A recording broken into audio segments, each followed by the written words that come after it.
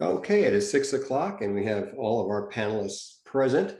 And at this time, I would like to welcome our registered attendees and those viewing the live stream to the second of two public input sessions on proposed route changes with Charlottesville Area Transit. Today's panelists include representatives from Charlottesville Area Transit, Kinetics Transportation Group, and Kimley Horn.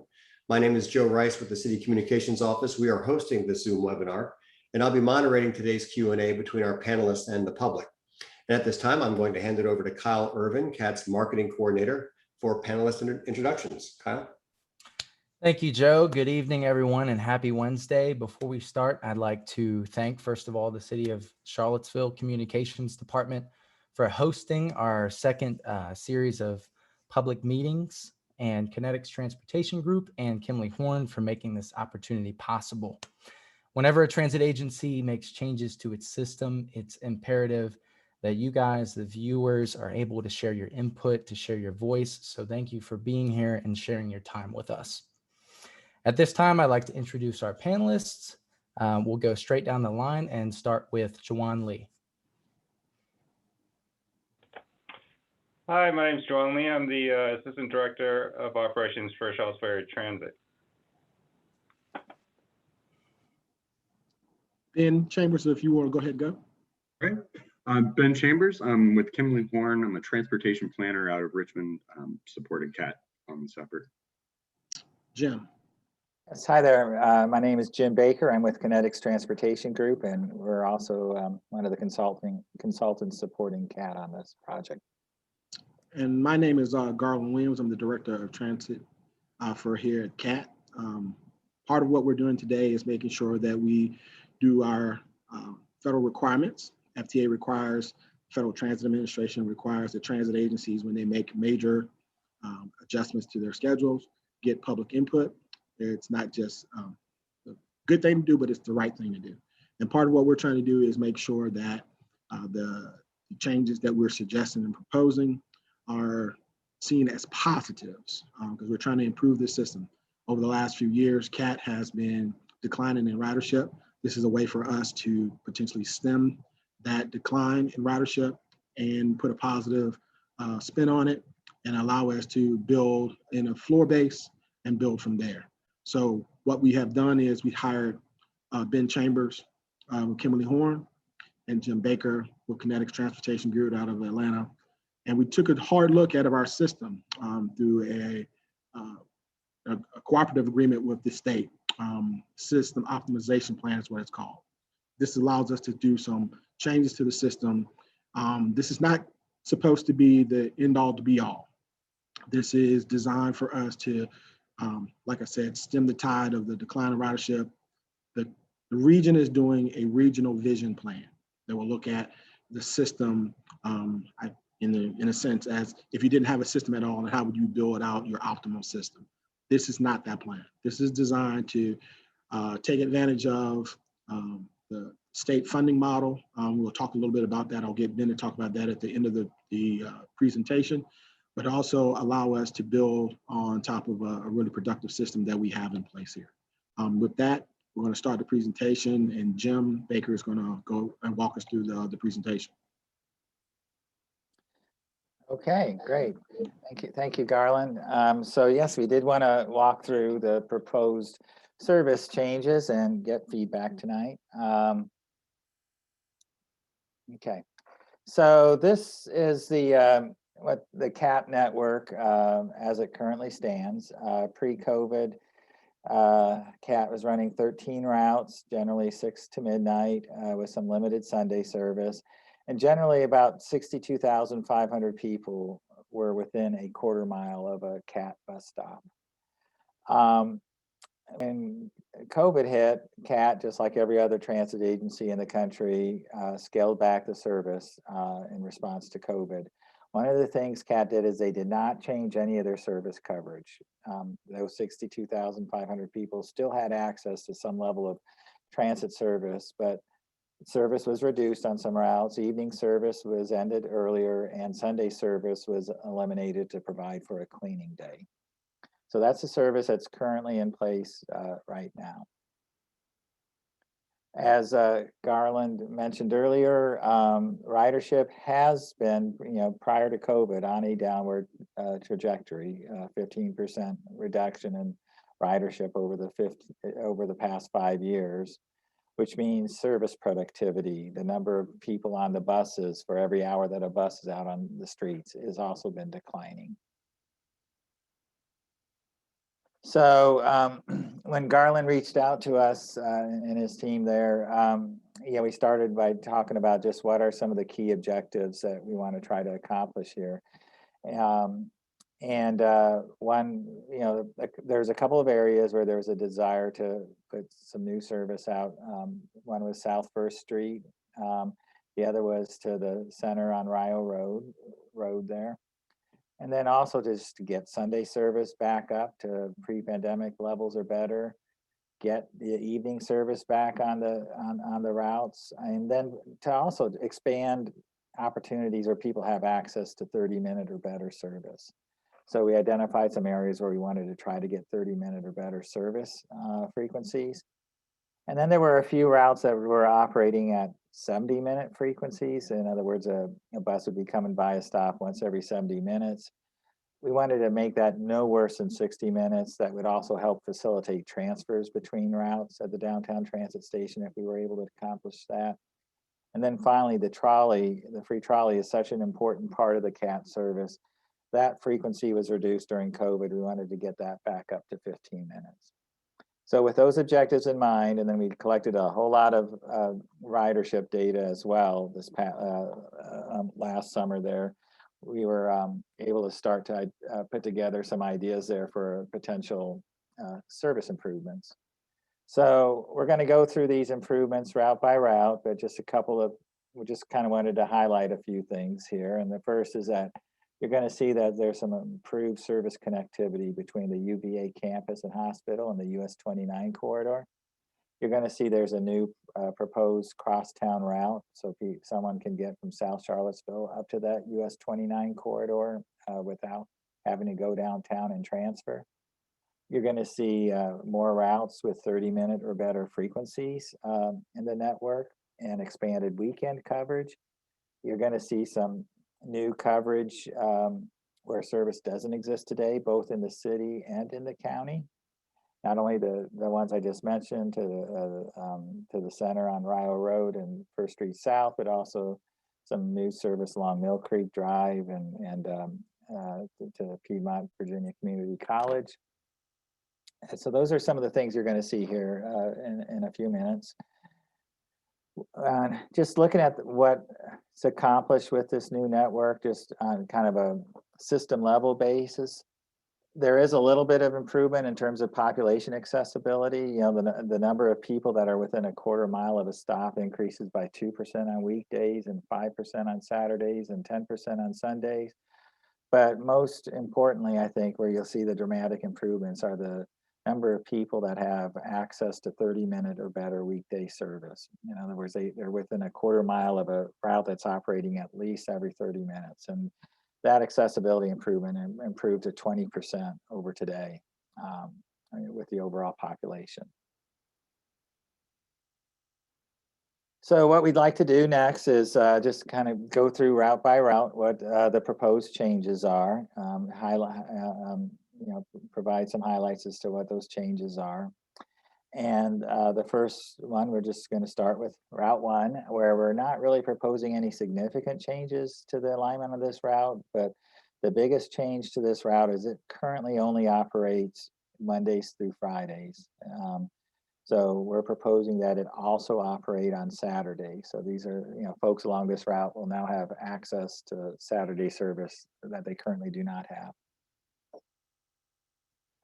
Route 2, we're proposing some significant changes to this route. Currently, it operates in a big one-way loop down Ridge Street and back, or 5th Street, excuse me, and then back up Avon Street to downtown. And what we're proposing is having 2-direction service on Avon Street. So you have 30-minute service going up and down Avon Street with every other route branching, then one going through 5th Street Station and the Willoughby Shopping Center, and the other one providing new service into the county along Mill Creek drive to Piedmont Virginia Community College.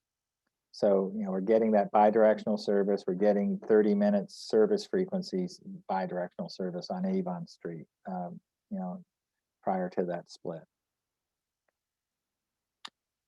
And then Route 3 is a route that operates on 5th Street. Currently, it operates just 30-minute frequencies in the morning and afternoon peaks, but 60-minute frequencies in the midday.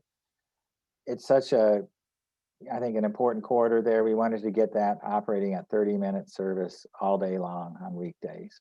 So it's, from, through the morning and midday and afternoon peak periods, it's operating at 30-minute frequencies. This is also another route that currently does not operate on Sundays. We're proposing that it does operate on Sundays. So improve that weekend accessibility for people that live along this route.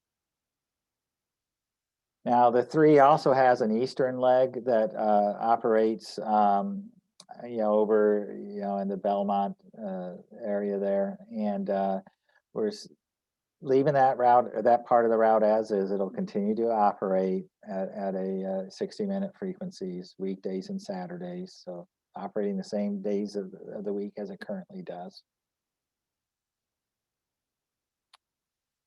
And then Route 4. This is a route from Willoughby Shopping Center. It deviates around the UVA hospital and then ends up at the downtown transit station. No changes proposed to the alignment. Just it would operate at its current COVID level 60-minute service frequencies, weekdays and Saturdays. And then Route 5. This is one of the higher ridership routes in the CAT system, and it currently operates from Barracks Road up to Fashion Square Mall, and then it continues on north to the Walmart. Well, you're going to see in a minute on the Route 7, we're swapping the northern ends, if you will, where the Route 7 is going to go to the Walmart, and this one will end at Fashion Square. So this kind of allowed us to do something different at the southern end of Route 5, where we're extending it through new areas, through the UVA campus, ending up at the UVA hospital there. So it's providing that additional connectivity from UVA and the UVA hospital up to Barracks Road. And it would also be operating then at 30-minute frequencies, weekdays and Saturdays. And then Route 6 is modified to be a 2-direction service, downtown transit station, providing that service along 1st Street South that was requested to Willoughby Shopping Center at a 60-minute frequencies, weekdays and Saturdays. Route 7, one of the major workhorses, the second highest ridership route of the CAT system. This is the one where I mentioned just a minute ago. We're extending this up, or proposing to extend it up from Fashion Square Mall up to Walmart. The rest of the alignment is pretty much stays as is. It would operate at 30-minute frequencies along the entire alignment, but we would proposing that supplemental service be provided between the downtown transit station and Barracks Road Shopping Center during those high demand ridership demand periods, where you would have this route would be operating every 15 minutes, between those 2 locations.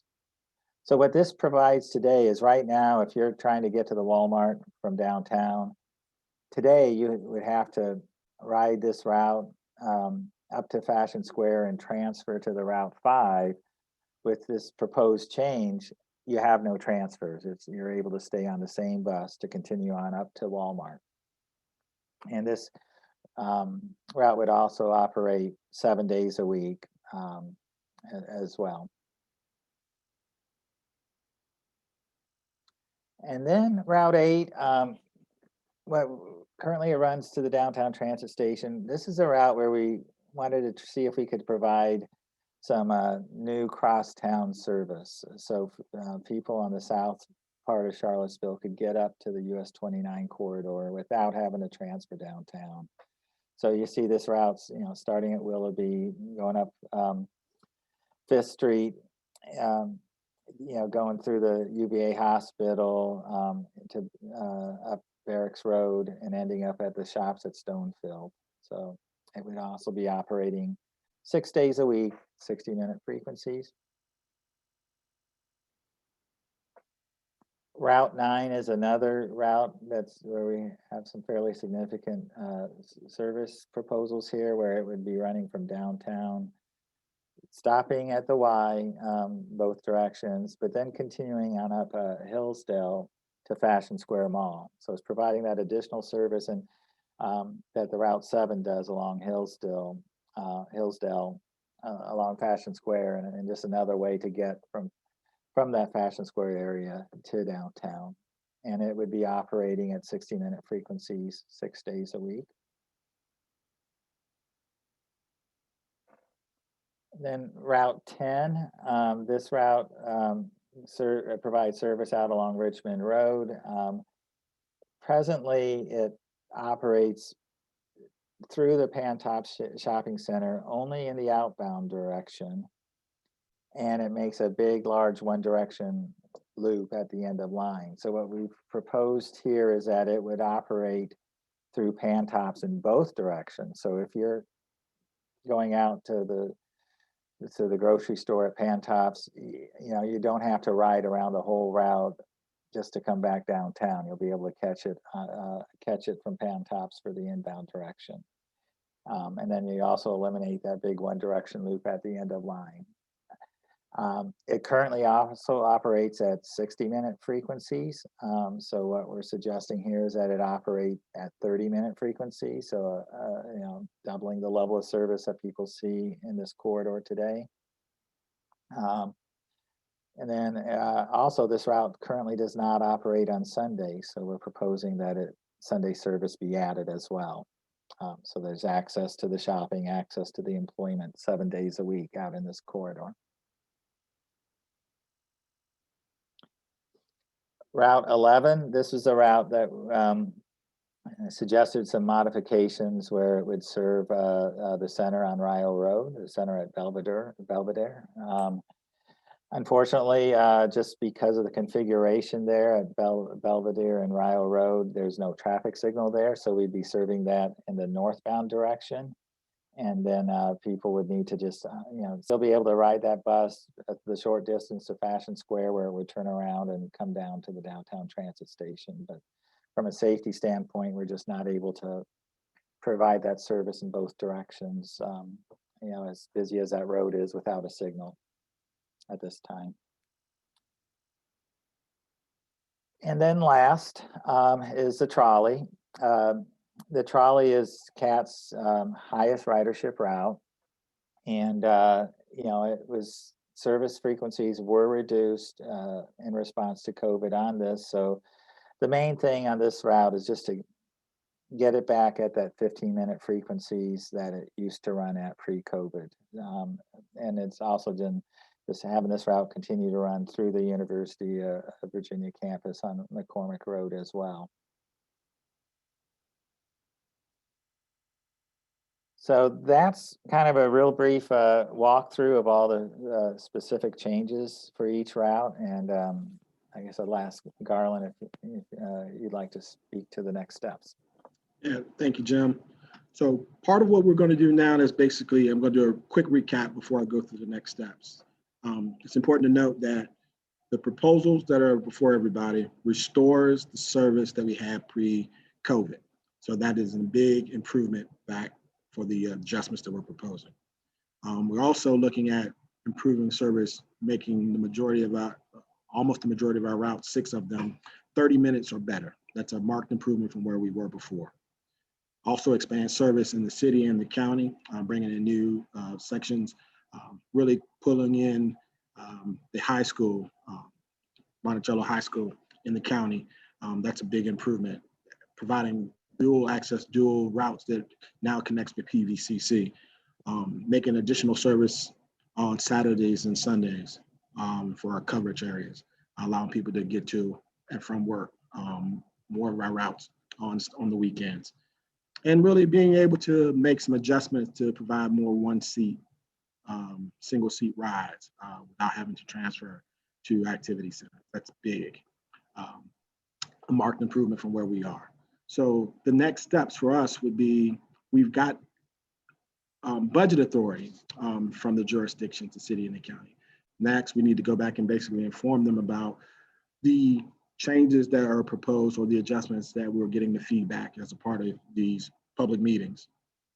The major step that we have to do is conduct a Title VI analysis to determine if there are any adverse service impacts to the minority or low income population. That's key to making sure that we don't do anything that harms individuals that need our services. We finished up the 2 public meetings. We're gonna look at bus stop locations, and that process has already started. Juwan has been working with our construction guy, and we're identifying potential locations for new stops. And behind the scenes, Jim and the team and Juwan have already been working on preparing service schedules, so we'll be able to get that out to our drivers and the public about new times and schedules. So that's a lot of work that has to continue to be done before we can actually launch this. Tentatively, we're looking at first, second week in September, unless there's major pushback from service changes. That's the kind of tentative schedule that we've kind of outlined. And with that, we're going to open it up, Kyle, for feedback from the public. All right, Joe, if you would like to start the feedback process. Great, thanks, Kyle, and thank you all. And yeah, at this time, if you have questions for our panelists, please click the raise hand icon, or if you're joining us by phone, *9. And we have one hand raised currently. That's from Jane Colony Mills. And Jane, you're on with our panelists.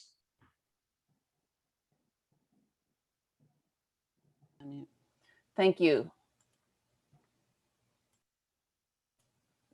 Can unmute? We got you. We can hear you. You can hear me? Okay. I am the executive director of Loaves and Fishes Food Pantry. We are located down Lambs Road at the intersection of Hydraulic and Lambs, which is Whitewood on the other side. So we're next to Albemarle High School. And we serve probably 25 to 30% of Charlottesville's population. But if you don't have a vehicle, they can't get to us. I met with the previous director of CAT before Mr. Williams joined, and he thought perhaps we could put a bus stop closer than the current bus stop, which is at the intersection of Georgetown and Hydraulic, which is a half-mile away. And nothing ever came to fruition. So I'm joining just to kind of express again how wonderful it would be to possibly get a stop off of Route 5. And I know that it doesn't fit into the current configuration, but to get a stop at least at the at Whitewood and Hydraulic, so people could access our services if they don't have transportation. I was out doing registration today, and there are just numerous people who have to catch rides or figure out other ways of accessing our services because they can't get here on public transport. Thank you for this opportunity. Can you say that the street intersection one more time for me? That was Hydraulic in Whitewood. Whitewood, thank you.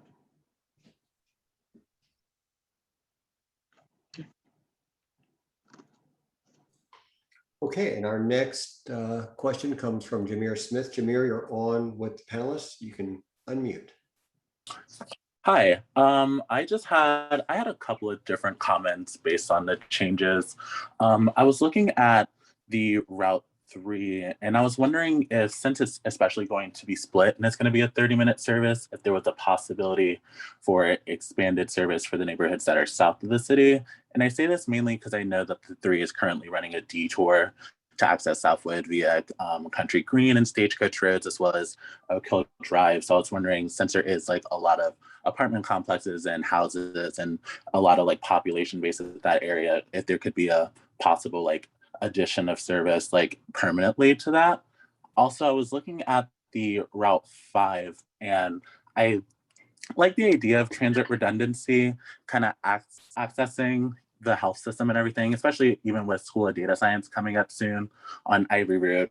But I was wondering if with the 7 shuttle or the AM peak service, since that would be a quicker kind of route to the health system and Central Grounds, if you think that would possibly cannibalize some of the ridership on that southern extension, even with the university as well, whenever that they come back to their typically 10-minute service, if that was something that would be taken into consideration.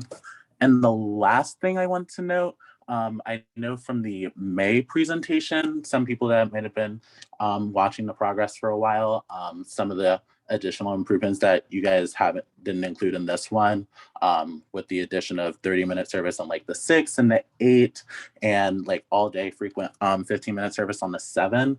I was wondering if that would, like, if there was a timeline on when those additions would be added. Is that based on the additional funding from the city and the county for the revenue hours, future ridership trends after these changes are installed, the new fleet that is planned to come in the next couple of years, or a combination of all of those? So yeah, a lot of notes. Thank you.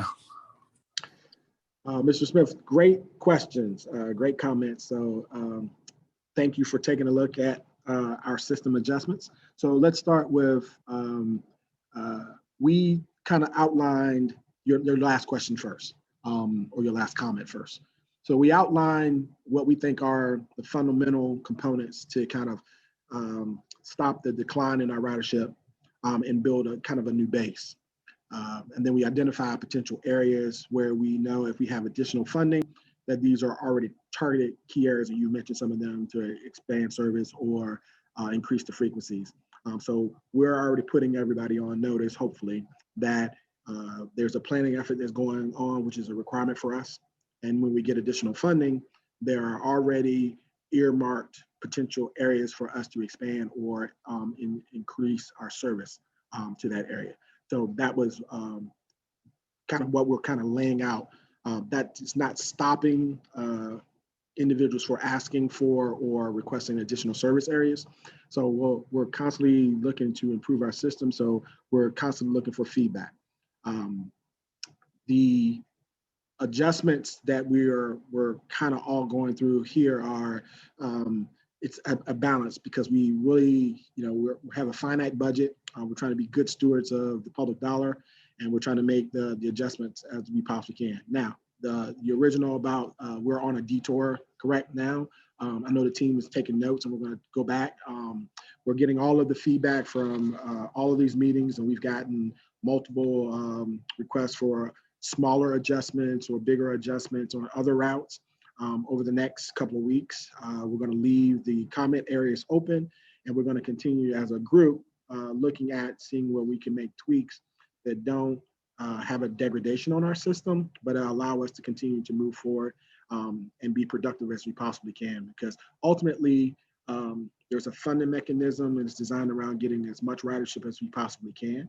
I don't know if this is the appropriate time, whether Ben and Wanda wanted to kind of talk about that for us real quick, but that's ultimately kind of what we're trying to get done.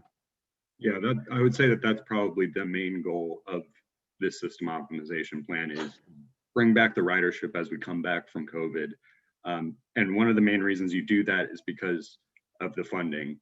So CAT is run on funding from federal sources, state sources, local sources, and out of those, the state sources are heavily dependent on a formula that looks at ridership. And it's not just, is CAT's ridership up or down? It's what's CAT's ridership doing in comparison with everybody else in the state. So if there's another agency that has been doing well over the past several years and has been increasing their ridership, they're going to be a lot more competitive for statewide funding than CAT is, who has had declining ridership over the past several years. If we can turn that around, then CAT will become more competitive for state funding, and then you could potentially leverage that funding for federal and local dollars to make those improvements that just can't be afforded right now. Excellent, excellent, Ben. Thank you. I think I talk to my team all the time and saying, if you're not growing, you're by essence, because everybody around you is growing, then you're actually shrinking. So that really nails home the point that we're trying to make these adjustments to stay up with our peers and then potentially surpass them.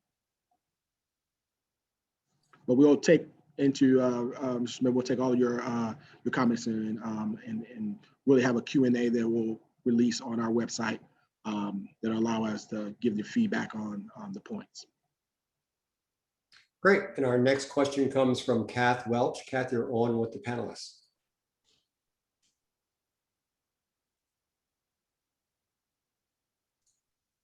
Kath, if you can hear us, you can unmute. There you go.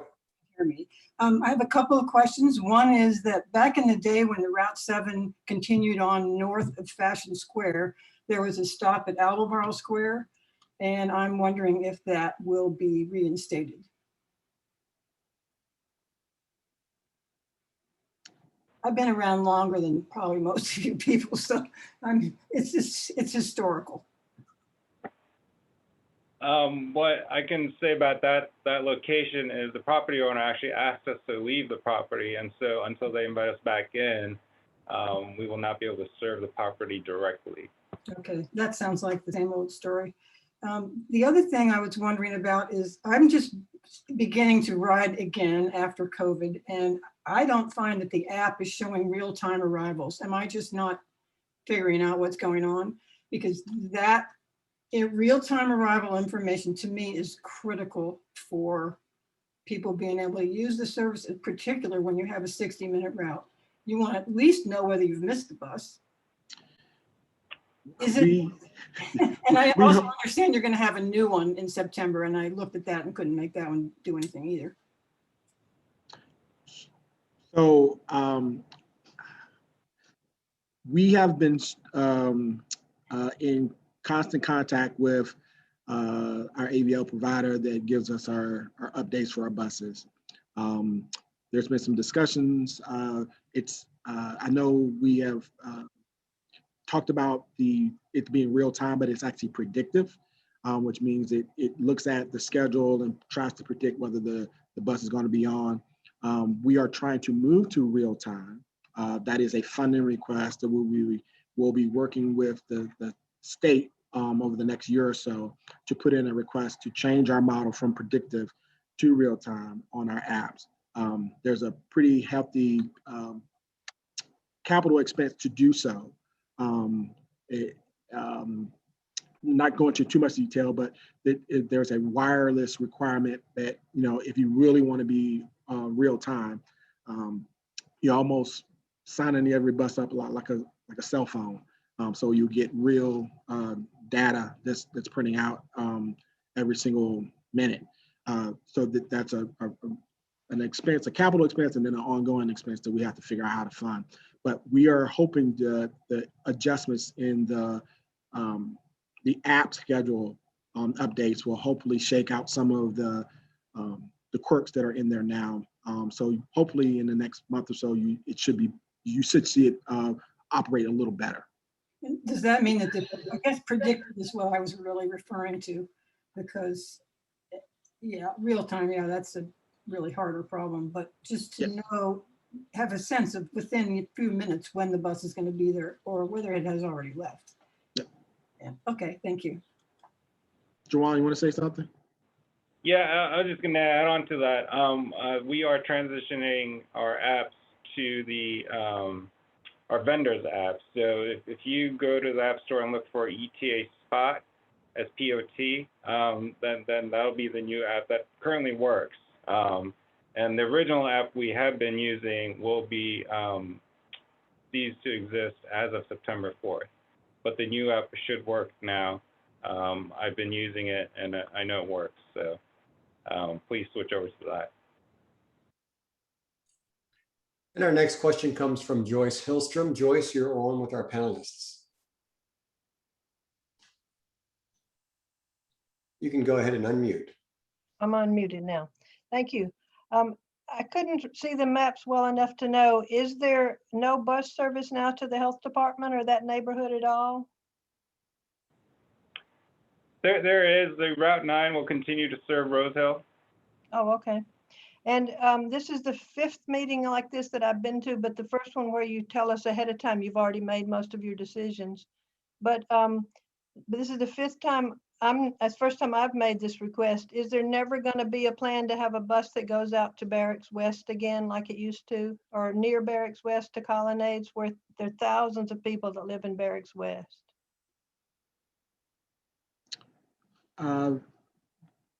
Potentially looking at all kinds of adjustments. And I would say that the region itself is looking at a regional vision plan.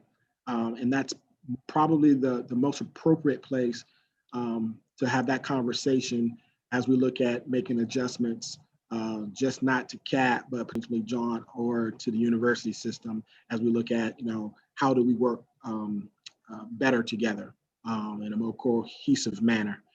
So I believe that, it is on my radar, is on my team's radar. It's a process that would have to go through and have to be funded by the jurisdictions to allow us to be able to pay for it and service that area. But it's definitely on our list as a target area. Well, it used to have they used to have a bus, and so it's been at least like 12, 13 years since it quit. And every year every time they change routes, you say you think somebody's thinking about it, but it's not going to be a CAT service. It might be some other system that eventually goes back out there.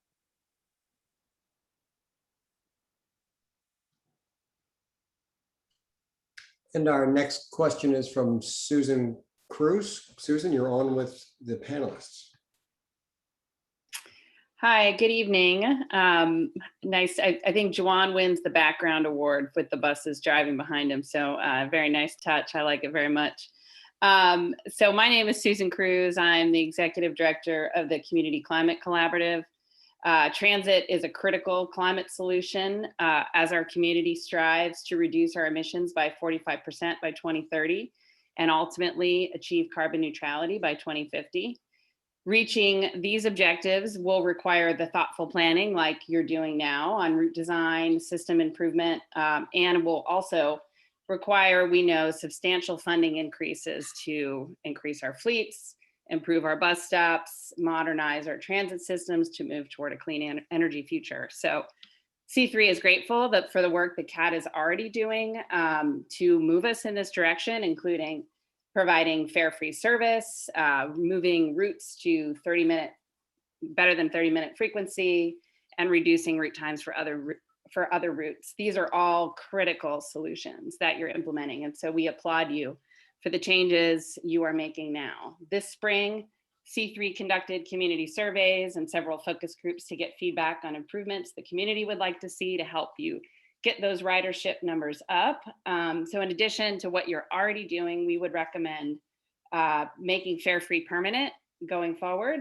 setting a goal as an agency to double our ridership by 2024. And we hope the city and county can join you in that and help support those goals with funding. To have no route frequencies greater than 30 minutes, to move swiftly, as I know you're doing bus stop surveys, but to move swiftly to improve safety at bus stops through pedestrian and bike-friendly infrastructure. And finally, I just want to note that this is a great opportunity for a public comment. We would love to see a lot more opportunities like this, including ones for Spanish speakers, because I think that is a particular challenge in a community that is very dependent on CAT services, and we'd love to see that going forward. So thank you for the work you're doing. You're climate leaders in my mind, and we appreciate our transit system, and we want to see it grow. So thanks for what you're doing. We just need more of it. And thank you, Susan. And next up, we have Carlos Armen. Carlos, you're on with our panelists. Please unmute. Thank you very much. I am a resident of Redfields, which is off of Old Lynchburg, one of the neighborhoods. And I wanted to echo some of the sentiments expressed earlier. I'll note that Route 3 comes down 5th Street Extended and passes the county office building, where that street then turns into Old Lynchburg. And between the county office building and the entrance to Southwood, or the previous entrance to Southwood before the detour, there is no neighborhood. There are no houses, and there are no neighborhoods. And it would be very easy to include some of the other neighborhoods in that area that are growing, and there are more being built. And that would be done very easily and effectively by detouring that route onto Country Green and taking it up past Sunset Avenue Extended and then back onto Old Lynchburg Road. It would be very easy to do that at little expense, and it would make it a much quicker commute or walk for the folks in the outlying neighborhoods and also for the Region 10 offices, which are right there on Old Lynchburg Road, and all the other new neighborhoods that are coming up. And that's all I wanted to say. And then thank you very much for the meeting. I appreciate the time that you guys are taking. I myself bike to work, but on some of the very hot and very cold days, it would be nice to catch the bus. Thank you very much again. And next we have Peter Thompson. Peter, you are now on with the panelists. You may unmute. Sound check, you hear me okay? We can. Thank you. I am Peter Thompson. I'm the Executive Director at the Center at Belvedere. First, I want to echo everything Susan Cruz mentioned. The Center is a proud member of the Community Climate Collaborative, and I appreciate her emphasis on the environmental impacts and the need for equity in our community and how this impacts that work. So thank you, Susan and C3 for that. I'm here today to speak in favor of the amendment of Route 11 to come and serve the Center of Belvedere, at least one direction. No surprise as I see Garland smiling. The center has a 61-year history in serving our community. Communities focused on providing the keys for healthy aging and open to all, particularly with our new center at Belvedere that opened last year. The city has sought to have this service ever since Route 11 was developed. The center at bought the parcel in Belvedere neighborhood just about the same time. And we've been looking forward since we opened just about a year ago in June of 2020 to get this service, understanding that COVID certainly delayed that. Older adults, the senior population in Charlottesville and Albemarle is the biggest demographic issue our community faces. It's the biggest growing demographic. There's a growing number of seniors who either cannot drive for economic reasons, for health reasons, or choosing reasons for environmental purposes as other reasons. The city invested in building the Center at Belvedere. They made a capital investment, and in part, our contract, our gift agreement actually includes an expectation that CAT indeed would be serving the Center at Belvedere. We invested tens of thousands of dollars of community philanthropy that we raised to prepare our parking lot to accommodate the CAT buses as well. So our center and our stakeholders look forward to Route 11 coming to serve the Center at Belvedere. At least in one direction, and we look forward longer term to figuring out a way to get it to serve in both directions to be that much more user friendly. So thank you all for your work and the opportunity to speak on behalf of this amendment to serve the older adults and Center at Belvedere.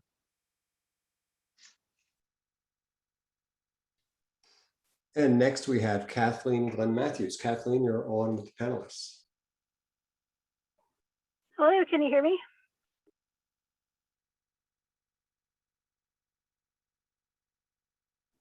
Yes, we can hear you. I think that was my fault, Kathleen. I think I booted you out. Didn't give you one more chance to speak. And now you can. Can you hear me now? We got you. Great. Great. I just wanted to thank Mr. Williams and Mr. Lee for coming in person to visit our sites that are undergoing redevelopment with the Charlottesville Redevelopment and Housing Authority. I'm the Deputy Executive Director, and I was very grateful for them to come out and walk the sites with us and see what our increasing need would be. And I also just wanted to thank you, Mr. Williams, and your staff for your continued support of our residents at Crescent Halls as they're undergoing relocation. Thank you.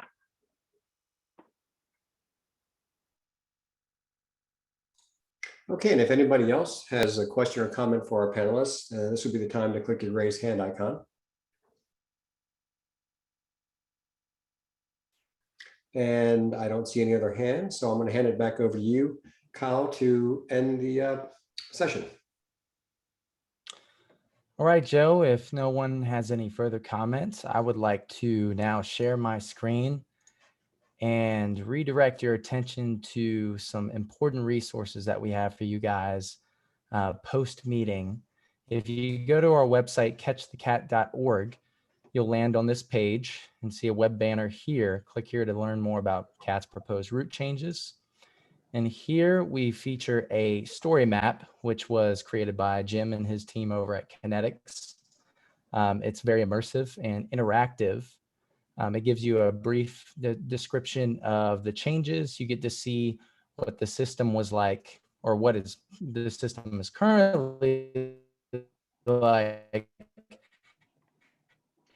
and